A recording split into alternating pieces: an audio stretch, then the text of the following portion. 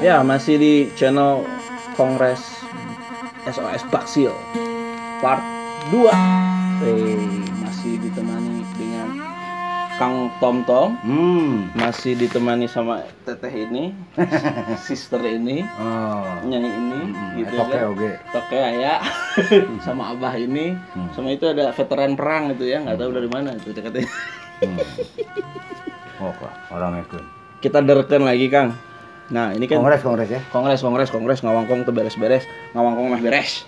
Ini kan tadi tuh Kang Tom di part pertama sudah sedikit membahas tuh ada beberapa konsep kan. Ya. Salah satunya kan konsep Tritangtu tadi tuh ya. Tritangtu tuh tadi Kang Tom udah bahas soal kesetaraan, equality. Terus bagaimana tiga aspek ini harus bersinergi dan nanti berhubungannya ke bagaimana sih cara mengobati Indonesia ini yang sedang sakit ini? Artinya gini, gitu kan? menyadari keberadaan negeri ini saat ini ya. Kenapa enggak? Kita sebenarnya sudah punya ya, usianya udah sangat tua, metode ya atau cara yang bisa diimplementasikan secara praktis gitu ya. Sebenarnya ya kalau memang kita mau ya yang melibatkan, karena itu udah satu sistem yang oke banget dah ya. Tapi sebelum itu saya mau kenalkan tempat kita ini ngobrol di mana coba? Kan tadi udah jelasin, kita sekarang lagi ngobrol di Baksil alias Babakan Siliwangi, tepatnya di Sanggar SOS. Sanggar Olah Seni. Sebelumnya saya mau saya sampaikan ya, Kang Fe ya, Kang Idun biar tahu kawan-kawan juga semua. SOS Babakan Siliwangi sedikit aja ya. Kebetulan lagi karena ada bangunan ruang A tuh ya, ini ada 6 ruang dan ruang A roboh. Alhamdulillah kita sekarang sedang proses pembangunan dari kawan-kawan seniman, terutama ya dari kalangan ITB ya. Di situ ada Kang Tisna yang menggagas, kemudian ada Arin, ada banyak lah ya. Jangan lupa Kang Emil, Ridwan Kamil, gubernur kita nyumbang cepet 100 juta. Pak Gubernur. Alhamdulillah. Nah, itu Pak Gubernur, saya pikir hayang nyaho lah ya dipakai bener ente. Katanya mau 2M nih menyumbangnya. Wah, iya, bisik-bisik tetangga. Jadi penthouse di Baksil ya, Cepet dulu. Kang Emil. Teralokasikan dengan baik Kang Emil, hatur nuhun. Gitu. Oke ya. Ini untuk ya endorse cukup. Lanjut lagi ke Kongres Kalau tadi ditanya saya nggak bisa jawab. Oh iya. Perlu ditanya. Siap. Itu tugas saya menanya. Jadi kan tadi tuh boleh rokok boleh. Free bakar. Jadi obat tabak. Jadi kan tadi udah bahas nih konsep Tritangtu, terus ada tadi yang tadi saya sebutin di konsep itu tuh ada kesetaraan, equality kan. Iya. Terus mesti bersinergi nih tiga aspek ini. Pastinya itu. Dan itu akan berkorelasi dengan obat yang kita cari demi kesembuhan negara kita ini biar sehat walafiat. Ya, memang kenyataannya kenapa mesti cari obat? Berarti kita sadar kita sedang sakit kan gitu ya. Seperti di awal ya, kita sampaikan secara garis besarnya. Tadi juga saya beberapa menjanjikan untuk hanya sampling sebetulnya di media sosial banyak ya. Contoh-contoh fakta-fakta konkret yang real yang sebenarnya itu seharusnya diakomodir oleh judulnya teh para inohong ya, decision maker di negeri ini gitu ya. Tapi entah kenapa ya namanya sakit. Ya, namanya sedang sakit ya udahlah. Kita ajak semua elemen masyarakat yang ada di negeri ini bagaimana sih sebetulnya solusinya nggak sulit kalau kita mau melakukan sistem 3 itu saja lah. Sebetulnya menurut saya gitu ya. Oke. Sok coba seperti apa pertanyaannya? Lanjutannya. Ya kan tadi butuh tuh peran-peran si decision maker, ini keren bahasa. Decision maker bahasa orang nama inohong gitu nya. Tokoh pembuat kebijakan meren gitu ya. Bahasa kekiniannya mah influencer. Influencer. Flu influencer katanya omong. Ya sama influenza. Covid ya. Jadi gimana? Ya, kita melanjut kepada sebenarnya mencari solusi ya atau obat kalau memang sakit, solusi kalau memang kita menemukan handicap ya, sehingga banyaknya keos-keos ya, kesimpang siuran karena ketidakseimbangannya tatanan di negeri ini ya. Ini fakta yang ada kan gini ya. Ditambah lagi isu entah dari negeri mana ya, dari dunia alien kali ya. Nah, yang kebetulan direspon oleh negeri kita, entah ya, susah saya ngomongnya ya. Ya balik lagi eksternal lah, faktor eksternal ya. Nah gitu, oke. Ya justru kita perlu bahas semua itu. Kalau memungkinkan kita bisa aja secara online ya, kita dengan apa istilahnya, Zoom ya, atau apa.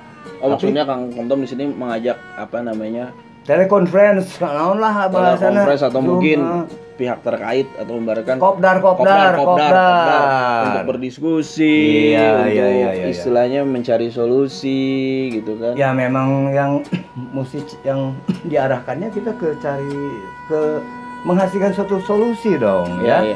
Karena jangan hanya sekedar wacana. Hanya wacana kemudian kita diam menunggu. Ya. Seperti dalam ungkapan kata, misalkan di UGA ya, saya ambil nih salah satu rujukan aja, banyak ya rujukan kita pakai ya, rujukan leluhur ya, kita flashback. Kenapa adanya kita hari ini kan karena ada hari kemarin ya. Dengan adanya hari ini kita boleh berharap hari depan lebih baik, dengan catatan kita tidak diam duduk termenung atau berpikir tapi nggak ada actionnya. Nah, buat apa juga gitu ya. Jadi past, present, future. Eta jangan hanya duduk diam. Balik deh cerita itu lah tilu. Makanya di orang mati juga ada hari ketiga tahlilan apa sih sebetulnya? Ya itu cerita tuh ya, bahwa alam semesta ini nggak lepas dari 3 fase, 3 elemen, 3 logika lah ya, yang menjadi dasar pemikiran, dari mulai filosofinya sampai ke teknologinya. Di teknologi tetap cuma 3 fase. Betul. Misalkan di lab kimia ada preparat, baik ya, alat-alatnya, bahan-bahannya. Lalu apa? Eksperimentalnya. Ya. Lalu apa akhirnya? Kesimpulan. Betul. Kan cuma 3 itu. Ya. Lahir, hidup, mati. 3 juga kan? Mau yang mana? Ayo. Ya, jadi kita ngelepas dari entitas yang 3 itu. Makanya kenapa saya kali ini mengambil dari dasar landasan berpikir trilogi yang disebut Tangtu Tilu atau Tritangtu.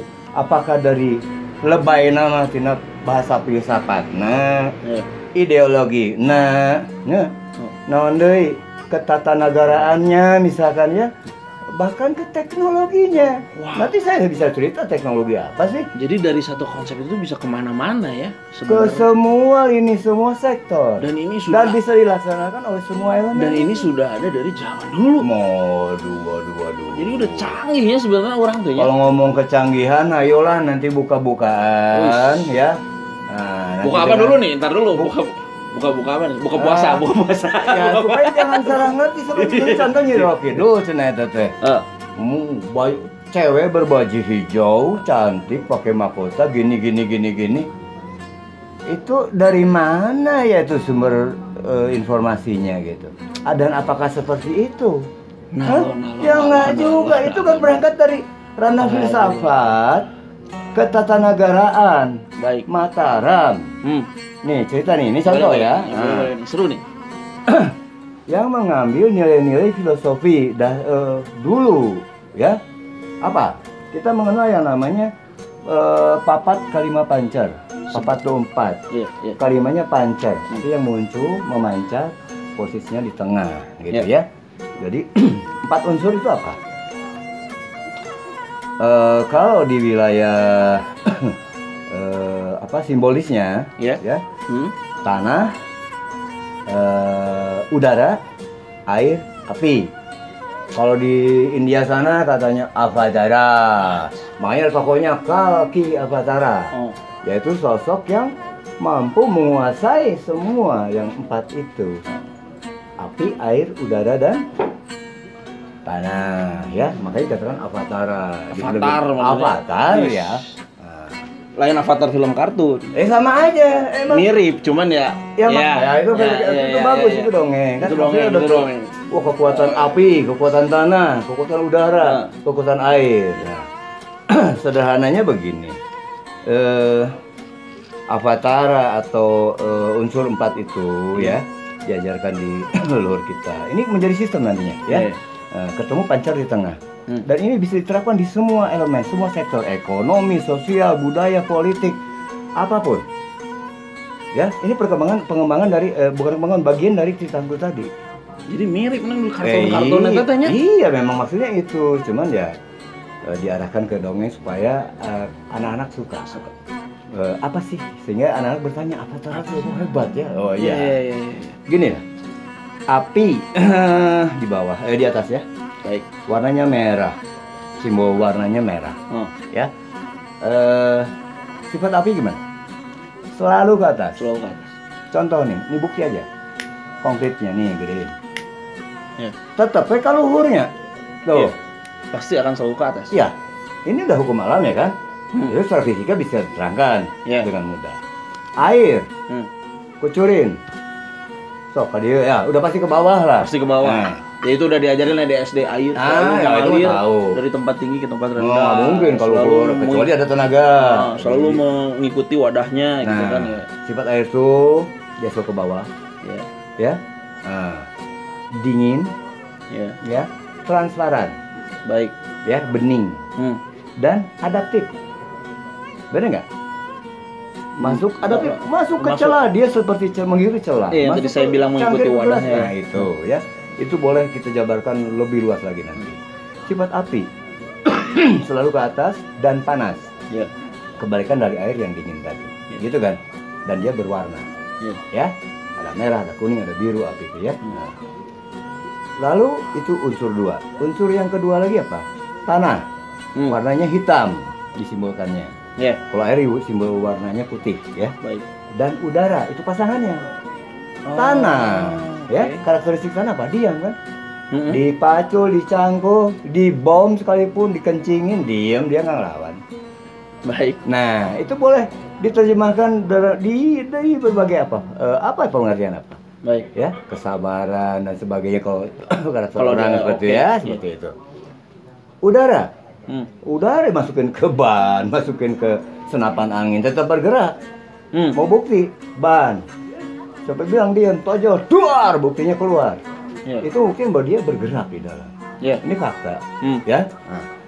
Jadi sifat diam dengan sifat bergerak. Ke atas dan panas. Ke bawah. Pasangannya adalah dingin dan bawah. Ke bawah. Bendera RI negeri ini merah putih. Itu simbol api dan air. Kalau warna merah itu api, ke atas membangun, membesar, ya. Spirit, semangat, spirit Bandung apalah gitu ya, apalah semangat Bandung apalah ada istilah ya kalau di lokal di sini ya. Bergelora gitu ya. Sene Bandung. Artinya spirit Bandung. Sene itu api guys. Tapi harus diimbangi dengan yang namanya air. Oke. Ya, air bisa memadamkan api. Api bisa merubah air menjadi uap bahkan. Oke. Dua-dua punya posisi dan yang seimbang gitu ya. Punya perannya masing-masing. Itu. Nah, kita manusia yang ingin paripurna harus mampu mengendalikan yang 4 ini. 4 unsur ini. Jadi ada saatnya kita diam seperti tanah. Diam. Mengintai, mengamati, menganalisa, mengevaluasi, mengobservasi. Cukup dengan diam. Nah gitu ya. Tapi ada saatnya kita bergerak.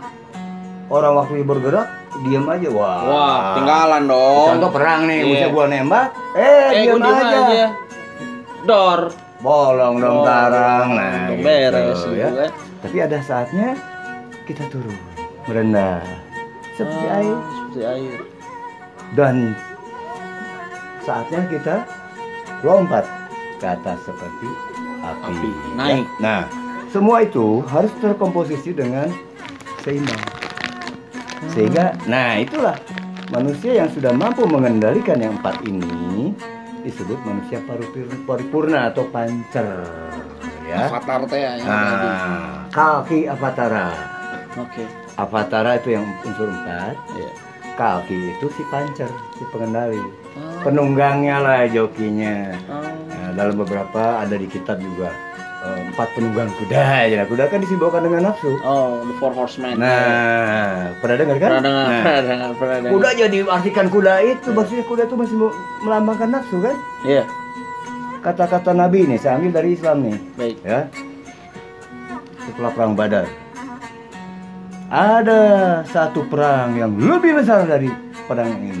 Wah, Apa tuh? waktu itu masyarakat Quraisy lebih euforia ya, menang perang besar. Perang apa itu ya Nabi katanya? Apa ya Rasul? Nah, apa ya, itu? Misalnya mereka pikir perang kayak gimana Iya. ya? Perang mengendalikan hawa nafsu. Dan dikenal hawa nafsu di Islam. konteks Islam. Dasarnya 4 Ya. yang tadi. Apa istilah? Amarah, api ya. Lawama mungkin simbol tanah tadi ya. Sawiyah simbol air ya. Mutmainah yang Udara. eter atau udara. Eter atau udara. Jadi si Muhammad ini Kanjeng Nabi ini adalah pancer yang mampu mengendalikan 4. Bahkan ngambil dari puluhan ribu sahabatnya juga 4 entitas, mewakili 4 entitas. Ada Umar, Utsman, Ali, Abu Bakar. Oke. Nah, kayak gitulah. Abu Bakar sebagai simbol leadership mungkin. Ali eksekutor. Utsman manajemen ekonomi. Siapa? Jago ini preman, raja preman. Umar bin Khattab faktor keamanan, sektor keamanan. Nah, kalau 4 unsur itu sudah kita bisa komposisikan, kayaknya pancer kita. Wow. Tegak kita. Pancer itu soko guru yang utama. Ya, bahkan dari miliaran malaikat disebutkan cuma 4 kok. Yang inti ada Jibril apa? Sumber informasi. Pemberi wahyu. Makanya ya mesti kuasai dong informasi. Iya. Ya kok si Bill Gates yang punya? Buat yang ngerti aja ya, buat yang ngerti aja. Bill teh apa pembayaran? Pajak. Pajak gitu gerbang. Jadi gerbang duit itu mah. Gitu ini nama. Mata pambeunghara kadunya nya. Teu salah oge ngaranna. Jadi Soeharto harta kekayaan HD Bongharban. Nah, jadi ini guys, jadi kongres tuh seperti ini. Jadi buat teman-teman yang ibaratkan masih baru-baru nih di channel kita, apalagi kita ini episode perdana gitu ya. Sayangnya kayak gini aja. Jadi obrolan Kang Tom itu nggak seperti obrolan biasanya. Jadi di sini teman-teman biar nyimak ini harus ada kemampuan untuk berpikir atau bahasa ayana buat yang ngerti aja gitu ya. Jadi teman-teman juga bakal malu mantan jeprut tadinya gitu ya. Gitu. Lanjut. Jadi ini memang ini namanya papat kalima pancer ini yang saya pelajari ya. Itu usianya sudah sangat tua. Memang saya belum tahu persisnya, tapi sudah di atas 1100 tahun. Lama juga ya? Iya, yang terakhir ditemukan tuh ini ajaran ini 1100 tahun yang lalu. Wow. Ya, tapi saya kan lebih tua lagi. Kalau dikaitkan dengan adanya kertas daluang. Kertas daluang tuh gimana? Daluang tuh kertas yang dibuat dari tumbukan atau papagan orang Sunda bilang. Jadi ini tanaman saeh atau apa bahasa ininya latinnya ya, sejenis apa bukan lupa lagi lah namanya ya. Pokoknya saeh lah ya. Diambil kulit kayunya ya. Nah, kulit kayu saeh itu lalu dipapak, ditumbuk. Nah, itu bisa sampai 1,5 Jadi kalau misalkan dari kita ambil lebar kulit kayu saeh itu 20 cm, itu bisa menjadi 1 meter. Oke. Dengan kualitas ya ada saudara teman kita Kang Teddy Permadi ya, dia punya artefaknya yang sudah usia 600 tahun. Wow, keren, masih utuh. Bahkan tintanya, kita punya tinta berbeda dengan tinta kanji, berbeda dengan tinta Mesir. Dunia sekarang mengenal kertas apa? Iya. Paper ya, istilah paper dari kata papyrus. Oke. Itu dari jenis tanaman papyrus, tanaman air yang ada di Sungai Nil itu ya. Baik. Yang kayak payung gitu. Ya, nah itu ditumbuk, kasih perekat, jadi kertas. Tapi hasilnya apa? Rembes. Makanya mereka menggunakan tintanya tinta yang keras, yang kental sebetulnya. Dan itu bertahan sampai 6 abad, 600 tahun kan? Ya, dan istilah kertasnya kan dari papirus itu. Nah, dunia mengenal katanya 2, papirus dari Nil, Mesir, dan kertas bambu dari Cina. Kertas Cina juga rembes, kayak kertas singkong hasilnya, karena dibuat dari bambu yang ditumbuk, ditumbuk halus, lalu kasih perekat, dibuat kertas. Hasilnya seperti itu. Makanya tinta kanji Cina itu menggunakan kuas dan harus besar tulisannya. Ya kuas nggak mungkin kecil. Kalau kita seukuran pena sekarang ini. Dari apa bahan? Oh iya, dari ini apa ada bahannya. Dari apa bahan? Ruyung pakis, paku. Oke. Itu kalau Eropa mungkin zaman Renaissance ya. Zaman itu peralihan tuh pakai bulu angsa ya. Nah, tulisannya bisa tipis tebal, tapi itu baru 200 tahun usianya. Kita sudah minimal yang ditemukan 1100 tahun yang lalu. Wow. Ya, kalau dilontar kan pakai peso pangot namanya. Jadi ditoreh ya, pakai pisau. Lontar di daun nipah gitu ya, atau di kulit. Kita punya kertas dan diakui oleh ahli kertas dunia, lupa lagi namanya. Saya pernah ikut presentasi di ITB ya, tentang kertas. Ada tasnya tuh, tuh yang itu ya. Nah, dia mengakui bahwa kertas terbaik bahkan sampai sekarang, kertas yang natural, yang alami, disebutnya daluang. Tapi dunia tidak mengenal seolah-olah. High quality dari sini sebenarnya. Yes. Baru pada tahu kan. Daluang. Bahkan ada ungkapan. Nyiar luang nak daluang. Daluang itu artinya itu tempat. Luang itu ilmu. Jadi daluang itu tempat ilmu. Jadi kalau misalnya ada istilah waktu luang. Ya kertas buku berarti. Bukan kan kalau misalnya ada orang bilang nanti aja waktu luang, berarti bukan waktu senggang sebenarnya. Waktu luang ya, itu waktu mencari ilmu gitu. Iya. Iya. Luang itu untuk mencari ilmu, bukan untuk berleha-leha, bukan untuk Anda kaum rebahan. Jadi namanya daluang itu adalah tempat lah, atau wadah atau media. Luang itu ilmu, jadi daluang itu media keilmuan. Buku lah meren, anu ditulis ku mangsi. Nah boleh cek, mudah-mudahan masih dilakukan ya. Di Cianjur ada pesantren Gentur namanya, itu masih bikin. Sampai sekarang? Ya, 4 hari 4 malam itu. Mau tahu bahannya? Mangsi gentur atau tinta gentur. Ya istilahnya ya. Yang karena terakhir di gentur. Itu dari haringasuh bahasa Indonesia apa ya? Asap yang menempel, sisa asap yang menempel di kalau di pembakaran tuh. Buat masak zaman dulu tuh di hawu. Aduh. Ya, noda-noda itu gitu. Iya, hitam itu. Iya. Nah, itulah haringasuh. Kecanggihannya bahasa Sunda tuh.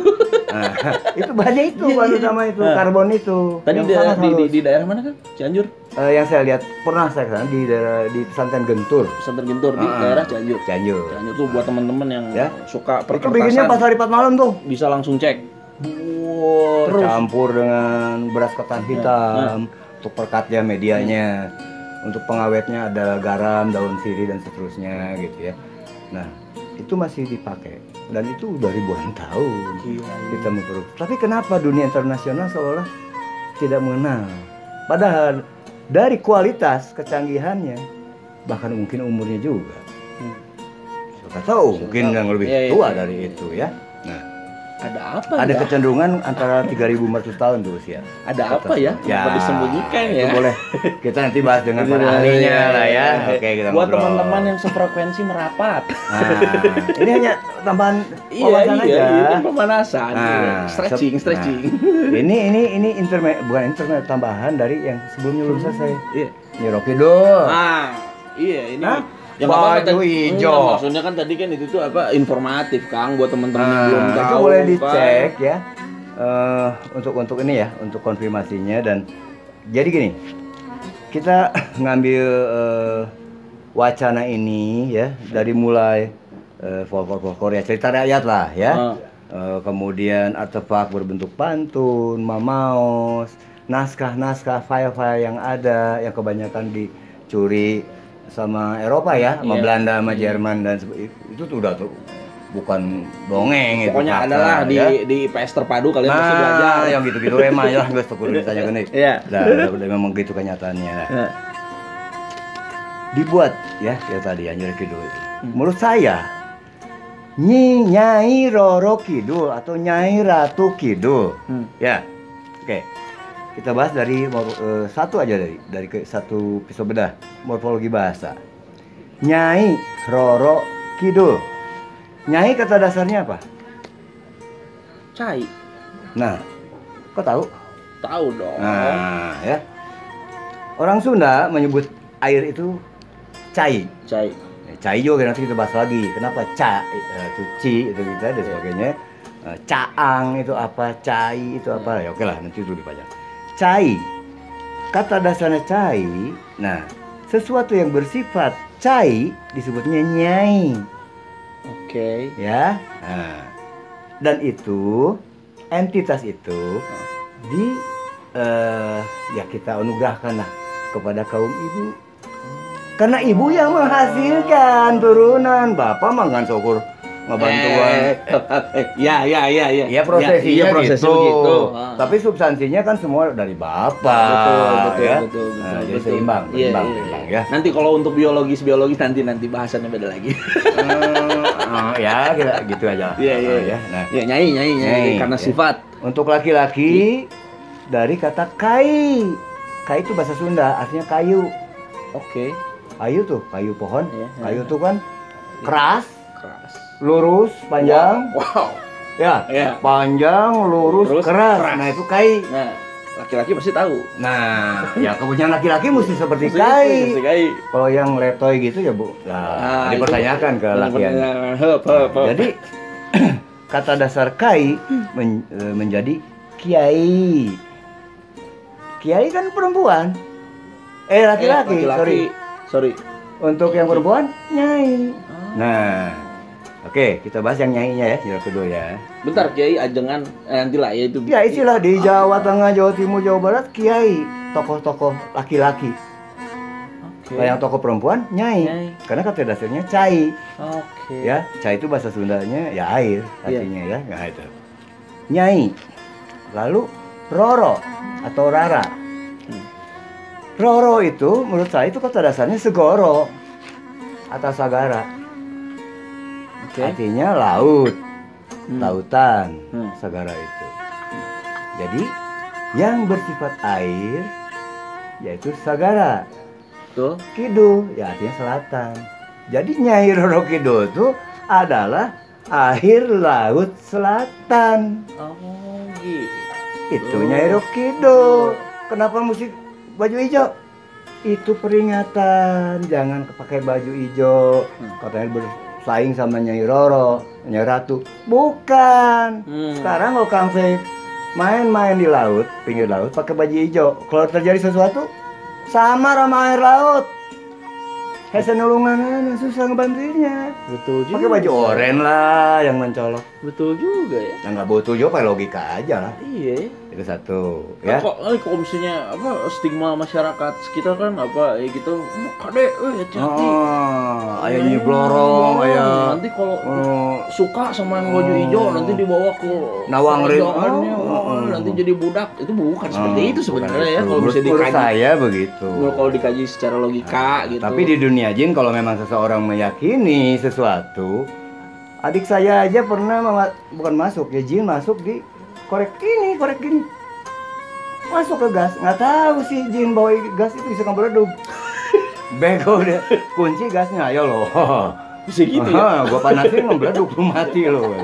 Ini sih adik saya bener. Kenapa dia masuknya ke korek kedinginan, pengen ngerokok begitu? Enggak, dari batu. Dia tipu, ya keluar, masuk lagi. Ngerti. Terus akhirnya yang hijau, pasti cari yang hijau, ternyata korek gas yang berwarna hijau, yang masih ada gasnya. Lu tahu nggak gas itu apa tuh? Yang cair-cair itu. Si jin nggak tahu. Kunci bingung. Kena panas dibakarnya ngebeledug. Ya itu. Kalah deh si jin itu. Ya ini versi lain. Ini cerita tadi ini fakta kejadian sebenarnya. Ya inilah obrolan kongres begini. Itu Nyai Roro Kidul, pendapat saya itu begitu. Ini bagian dari teritorial ya Mataram untuk wilayah air. Ini tadi masih di Papat Kalima Pancar, unsur 4 nih ya. Nah, daratnya mana? Kalau ada air, api ya, pasangannya api ya. Nah, makanya batas geografis secara teritorial. Air itu adalah pantai atau air laut selatan, Nyai Roro Kidul itu. Apinya itu Gunung Merapi, makanya gunung itu disebutnya Merapi. Ya, itu unsur api, simbol api, ya. Simbol api. Ayah siapa tuh? Kuncennya yang meninggal waktu Merapi. Iya. Yang iklan juga, iklan minuman gitulah. Rasa-rasa itu. Nah, itu Mbah Marijan. Itu. Nah, itu kuncen Merapi, artinya melambangkan simbol api. Tadinya Roro Kidul atau melambangkan pantai laut selatan, bagiannya karena itu teritorialnya. Nah, untuk api batasannya itu Gunung Merapi. Itulah Mataram. Dari Gunung Merapi sampai pantai selatan. Nah, daratnya mana? Tanahnya. Ya keraton dan sultan itu, tatanan di keraton itu udah tanah. Nah, udara mana? Udara yang nggak dihitung dong. Nah, udara mah di Indonesia, di Amerika ya sudah, nggak ada batasnya, di botos pakai benteng, enggak ya. Tapi itu berarti memenuhi semua unsur itu ya. Di sisi politiknya gitu loh. Makanya Papat Kalima Pancar tadi saya katakan bisa diterjemahkan di semua sektor. Gitu ya. Saya pernah dengan Pak Profesor atau Cak Sentot lah ya di TB kita diundang untuk jadi pembicara juga. Setelah saya kemudian pendamping saya Cak Sentot itu, waduh dia percuma katanya menyampaikan jauh-jauh bawa fokus bawa laptop ya. Karena pada dasarnya sistem ekonomi, manajemen ekonomi global itu ya seperti itu sistemnya Papat Kalima Pancar. Iya. Itu Profesor Dodi seperti itu ya. Nah, jadi di sini ada apa ya? Bukan sinergi ya, kesamaan energi kan, sinergi artinya sin dan energi ya. Betul. Ada kesamaan energi dari bahasa yang berbeda. Itu saja. Atau bahasa lainnya mah cocoklogi. Cocok mah dikira-kira nyata. Itu mah hipotesis, asumsi. Kalau ini mah ini tesis. Konsep Papat Kalima Pancar nepi ka Mbah Marijan ya. Iya. Jadi apa sih Avatara itu? Siapa sih kakinya? Kan gitu ya. Kaki Avatara itu. Ya mungkin kalau di Buddha ada yang namanya Maitreya gitu ya. Itu kaki Avatara versi Buddha atau Papat Kalima Pancar versi Buddha. Di Islam ya sudah menyebar ajarannya. Itulah kaki Avatara di Islam, Nabi Muhammad gitu Nabi Muhammad dan seterusnya gitu ya. Seperti itu sebenarnya. Ini bukan intermezzo ya, tapi obrolan ngabangkong bebas baik. Ini kaitannya dengan baik lagi Indonesia ya. Kan gitu ya. toh nyuruh dulu di Indonesia gitu ya, nggak ada masalah kan. Kembali lagi ya, soal keseimbangan itu sudah ada di negeri ini ya, ada di Pancasila. Di Pancasila dari mulai sila 1 sampai 5, ayo kita boleh bahas satu persatu.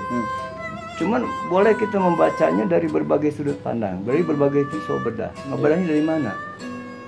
Kalau kata Soekarno, Pancasila itu Ipolexos Bud, ideologi, politik, sosial, budaya. Jadi cakupannya holistik, menyeluruh. Sepakat. Ya. Jadi kalau Ipolexos Bud ini berjalan secara berimbang, ya, yang katakanlah Pancasila ini benar-benar dijalankan secara benar, ya. Kalau zaman Pak Harto malah walaupun wacana, minimal ada waktu itu namanya P4 ya. Iya, apa? Penghayatan Pancasila lah gitu. Betul, ya. P4. Kalau zaman saya PPKN namanya. Sekarang P4 udah nggak ada lagi. Ya. Kenapa itu ditiadakan? Padahal itu hal-hal yang sangat positif dan produktif waktu itu. Ya, banyak contoh lah ya. Dulu zaman itu ekonomi beras lah ya, kita surplus malah.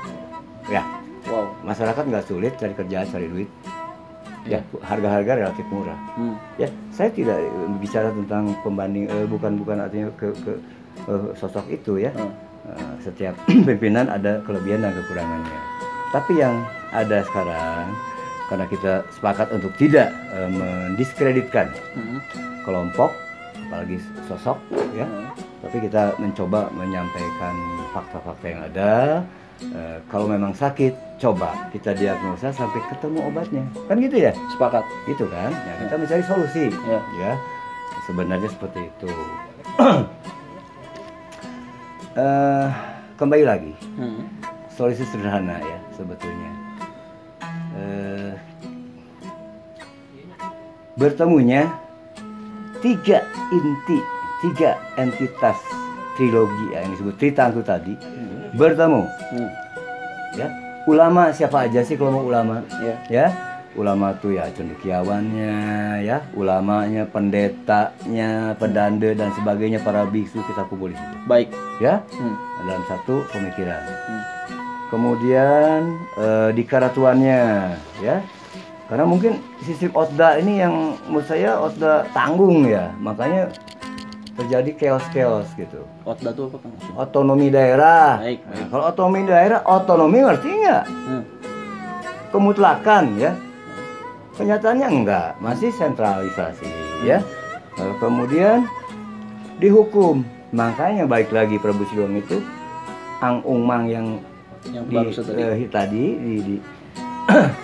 diadopsi menjadi Mang Ang-ung, menjadi Maung. Nah, sama dengan cerita Nyiro Kidul.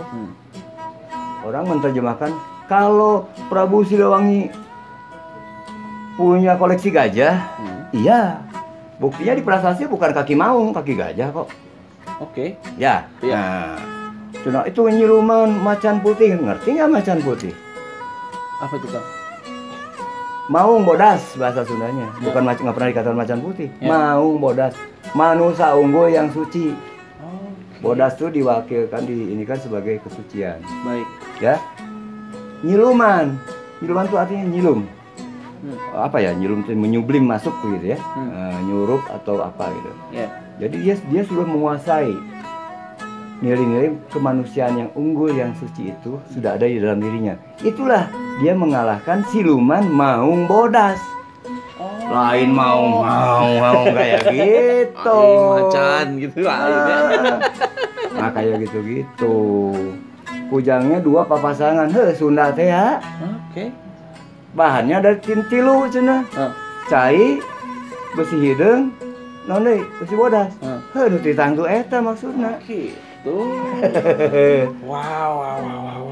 Tuh. Gila, ini obrolan udah luar biasa banget ya. Ini udah mulai sedikit kejero, guys. Ya maksudnya jangan jadi kita dongeng, jadi ngelantur karena juri. Iya, jadi ini obrolannya udah mulai deep gitu kan. Kalau juri saya juga bandar juri. Ayo bandar nao kayaknya juri. Jadi ini obrolannya udah deep gitu kan. Tapi nyantai nyantai aja teman-teman.